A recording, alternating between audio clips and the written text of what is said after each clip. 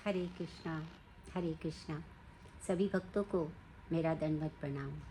आज हम भागवत कथा में परीक्षित महाराज के जन्म की कथा को सुनेंगे और मनन करेंगे। उससे पहले भगवान को याद करते हुए, भगवान का स्मरण करते हुए, भगवान को नमस्कार करते हुए कहती हूँ, कृष्णाय वासुदेवाय हरे परमात्मनः प्रणतः क्लेशनाशाय गोविन्दाय नमो नमः। सच्चिदानन्दरूपाय विश्वोत्पत्त्यादिहेतवे तापत्रये विनाशाय श्रीकृष्णाय वयं नमः।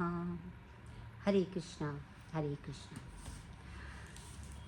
यूँ तो परीक्षित महाराज की जन्म की कथा सब लोग जानते ही होंगे, परंतु श्रीमद् भागवत पुराण में भगवान कृष्ण से संबंधित जितना भी कथाएं आई हैं, सभी जो कथाएं इस भागवत पुराण में आई हैं, उन कथाओं में बहुत कुछ स्मरण करने का है, बहुत कुछ सीखने का है। तो महाराज परीक्षित की कथा को आज हम श्रवण और मनन करेंगे। हुआ यूँ था कि जिस समय युद्ध लगभग समाप्त हो गया था और दुर्योधन जो है वो अपनी टूटी जांघ के साथ करा रहा था, ऐसे समय में जो अश्वत्थामा हैं वो आए। वो गुरुपुत्र हैं, परंतु दुर्योधन के बहुत अच्छे मित्र भी हैं। और उन्होंने दुर्योधन को जब इस प्रकार से पीड़ा में देखा तो वो आए और उन्होंने दुर्योधन से कहा कि देखो दुर्योधन, मैं तुम्हारी इस पीड़ा को दूर कर सकता हूँ। मैं तुम्हारे स्थान पर 5 पांडवों का वध कर सकता हूँ और इस प्रकार मैं तुम्हें प्रसन्न कर सकता हूँ। दुर्योधन अंदर से प्रसन्न हुआ और उसने अपने रक्त से टीका लिया और रक्त को एक टीके के रूप में अश्वत्थामा को लगा दिया। अश्वत्थामा जो है विचार करने लगे कि मैं किस प्रकार से उनका वध करूँगा। और तभी उसकी जो दृष्टि थी वो एक वृक्ष पर पड़ी और एक वृक्ष के नीचे बैठकर वो विचार कर रहा था। तभी उसने देखा कि एक उल्लू जो है वो सोते हुए कौवे के घोंसले में घुस गया और उसने देखा कि उसने वहाँ पर उसको मार रहा है, उसके बच्चों को।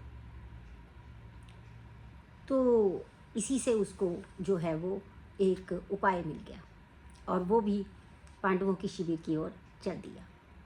यहाँ पर क्योंकि पांडव विजय प्राप्त कर चुके थे, तो श्री कृष्ण ने कहा कि देखो, जब कभी भी हम विजय प्राप्त करते हैं, विजय की जो रात्रि होती है उसको कभी भी शिविर में नहीं बिताना चाहिए, बल्कि बाहर आना चाहिए और सत्संग करना चाहिए और भजन सत्संग ये सब करना चाहिए। ऐसा करने से जो है वो भगवान के प्रति जो हमारी विजय होती है उसका अहंकार भी नहीं होता और भगवान के प्रति हम अपना आभार भी व्यक्त करते हैं, भगवान का स्मरण करते हैं, तो आगे का जीवन अच्छा हो जाता है। तो पांडवों ने तुरंत कृष्ण की बात मान ली और वो अपना शिविर छोड़कर बाहर सत्संग और भजन के लिए आ गए। यहाँ पर अश्वत्थामा ने अवसर देखा और रात्रि के अंधेरे में वो पांडवों के शिविर में गया। वहाँ पर जो द्रौपदी के 5 पुत्र हैं वो सो रहे थे। अश्वत्थामा को अंधकार में लगा कि यही वो 5 पांडव हैं, क्योंकि उन्हीं के समान वो दिख रहे थे, रात्रि में उसको लग रहे थे, प्रतीत हो रहे थे। तो उसने जो है उन सब का वध किया और उनके शिर को कुलाकर दुर्योधन के सामने प्रस्तुत कर दिया और उसने कहा कि देखो दुर्योधन, प्रसन्न हो जाओ, मैंने तुम्हारे शत्रुओं का नाश कर दिया है। दुर्योधन ने जब देखा तो दुर्योधन अति प्रसन्न हो गया कि अच्छा, मेरा मित्र है उसने मेरी जगह पर प्रतिशोध ले लिया, प्रसन्न है ना।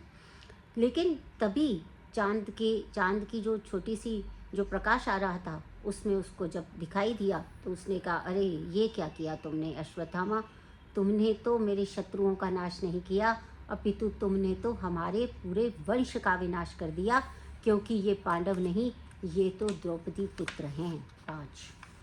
तो इस प्रकार से वो भयभीत हो गया अश्वत्थामा और दुर्योधन की तत्काल मृत्यु हो गई, क्योंकि दुर्योधन को ये श्राप मिला हुआ था कि जब जो है उसको एक ही क्षण में बहुत अधिक प्रसन्नता और बहुत अधिक विषाद हो जाएगा, उसी समय उसकी मृत्यु हो जाएगी। अब क्या हुआ कि प्रातःकाल द्रौपदी ने जब देखा कि उसके 5 पुत्र जो है वो उनका वध किया जा चुका है, तो वो बहुत ही दुखी हो गई, बहुत ही विषादयुक्त हो गई। तब अर्जुन ने कहा कि हे द्रौपदी, तुम रो नहीं, तुम बिल्कुल भी मत रो।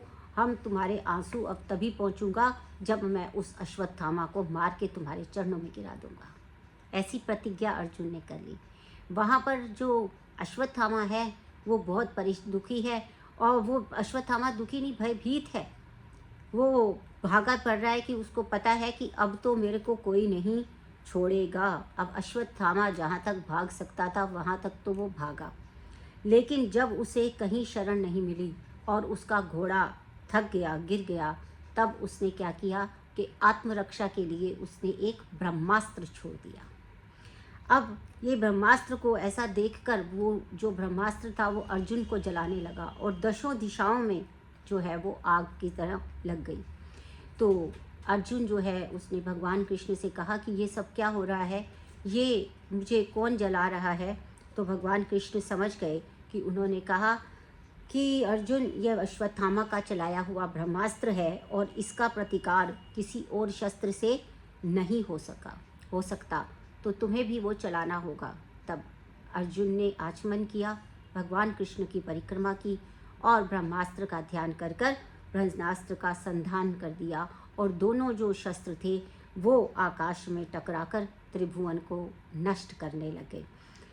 अब जब लोगों ने समझाया, उनको लगा लोगों को कि अब तो प्रलय आने वाला है, तो उस समय लोगों का नाश देखकर श्री कृष्ण की आज्ञा से अर्जुन ने दोनों ब्रह्मास्त्रों को लौटा लिया और रथ से उतरकर अश्वत्थामा को बंदी बना लिया और उसे बंदी बांधा। और भगवान श्री कृष्ण ने उस समय क्या कहा?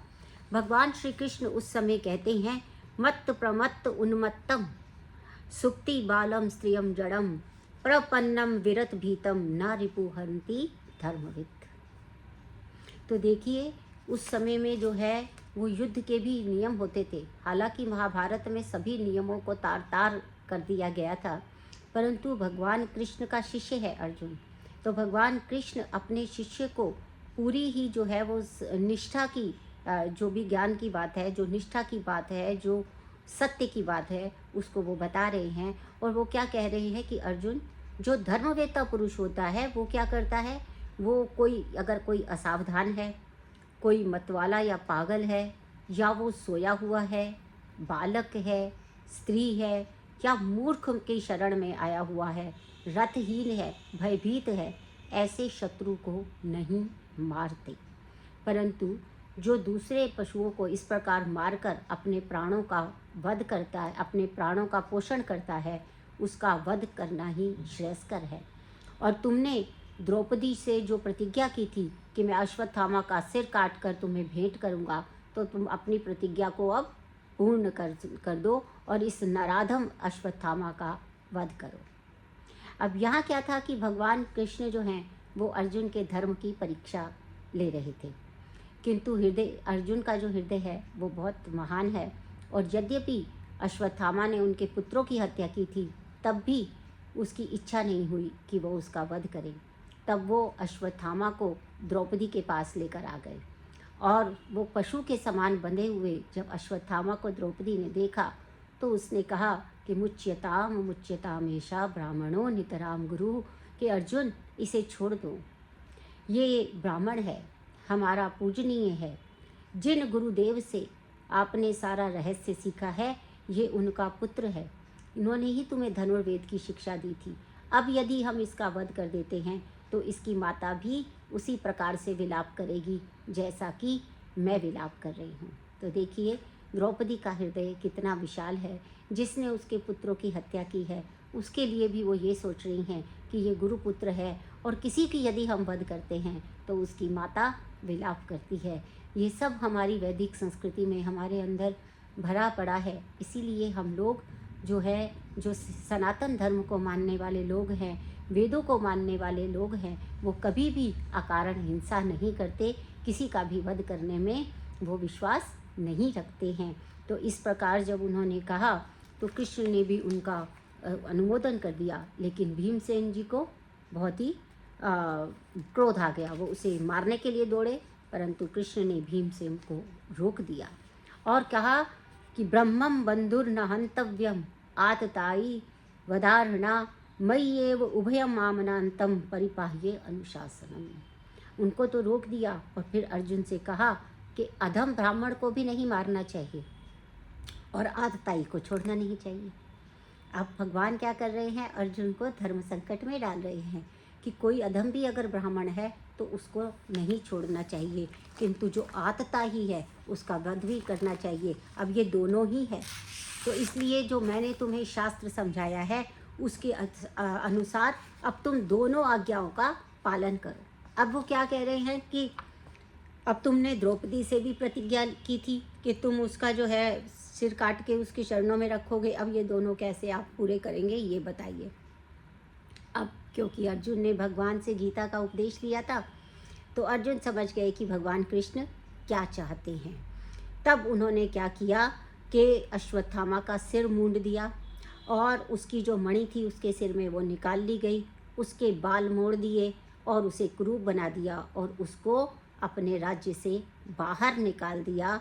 इस प्रकार से ये कहा गया है कि सिर मूंड लेना, धन छीन लेना, स्थान से निष्कासित कर देना और अपमान कर देना, यही ब्राह्मणों का वध होता है, शारीरिक वध का विधान नहीं है।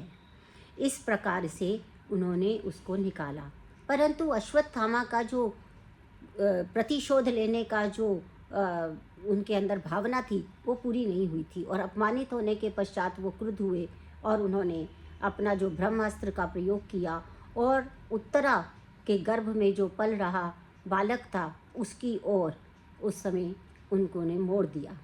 अब उत्तरा डरी डरी घबराई हुई भगवान कृष्ण के पास आई और कहती है, पाहि पाहि महायोगिंदन देव देव जगतपते न अन्यम त्वदभयम पथ्ये यत्र मृत्यु परस्परम। उन्होंने कहा, हे भगवान मेरी रक्षा कीजिए, क्योंकि मुझे आपके अतिरिक्त और कोई भी इस संसार में अभय प्रदान करने वाला नहीं लगता है। अब यहाँ देखिए कि यहाँ फिर से एक शिक्षा है कि भगवान के अतिरिक्त और कोई है ही नहीं जिसकी शरण में हमें जाना चाहिए, क्योंकि भगवान के अतिरिक्त हमें कोई भी अभयदान नहीं दे सकता है। और उत्तरा जब इस प्रकार से भगवान के पास आ गई तो इस प्रकार उन्होंने ये भी कहा कि यदि मेरे कुल का नाश हो गया तो आपके ऊपर भी ये आक्षेप आएगा कि जिस कुल की रक्षा भगवान कृष्ण कर रहे थे उसका विनाश हो गया। तो भगवान ने प्रार्थना को स्वीकार किया और अपनी योग माया के द्वारा उन्होंने सूक्ष्म शरीर धारण किया और उत्तरा के गर्भ में प्रविष्ट हो गए और इस प्रकार से उत्तरा की जो गर्भ था उसकी रक्षा कर ली थी।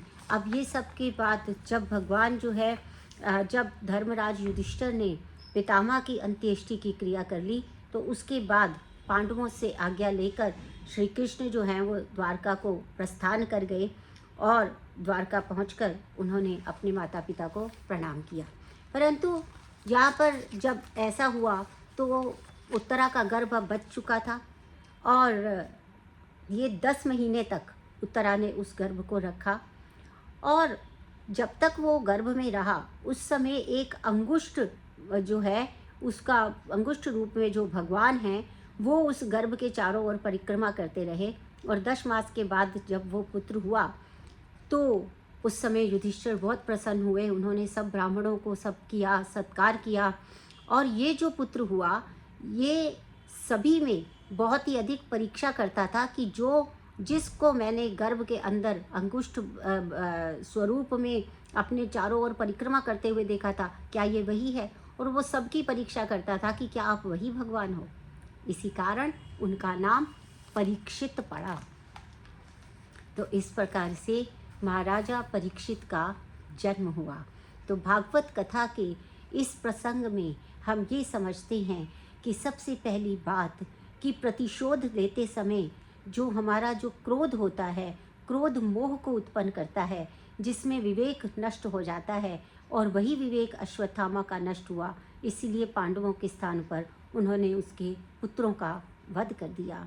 और दूसरा ये कि जो विशाल हृदय व्यक्ति होता है वो क्षमाशील होता है और वो सभी मर्यादाओं का ध्यान रखता है। जिस प्रकार से अर्जुन भी वैसा उनका वध नहीं कर पाया और द्रौपदी ने भी उनका वध करने के लिए स्वीकृति जो है वो नहीं दी थी। और तीसरा कि भगवान के अतिरिक्त इस संसार में हमें अभय प्रदान करने वाला और कोई नहीं है। और चौथा कि जिस भगवान को हम गर्भ में देखते हैं और गर्भ में ये स्तुति करते हैं कि हे भगवान आप अपना ये दर्शन बनाए रखिए और मैं बाहर आकर भी आपका स्मरण कीर्तन करूँगा, वो हम भूल जाते हैं। तो इस प्रकार इन सभी विषय जो है मनन के विषय इस कथा के माध्यम से हमारे पास आते हैं। तो हम सब लोग इसी प्रकार भागवत की कथाओं का श्रवण और मनन करते रहें और भगवान कृष्ण की स्तुति करते रहें, क्योंकि हमारी रक्षा करने वाला स्वयं भगवान के अतिरिक्त और कोई भी नहीं है। और ये स्मरण सदैव करते रहना चाहिए। हरे कृष्णा श्रीमद् भागवत पुराण की जय।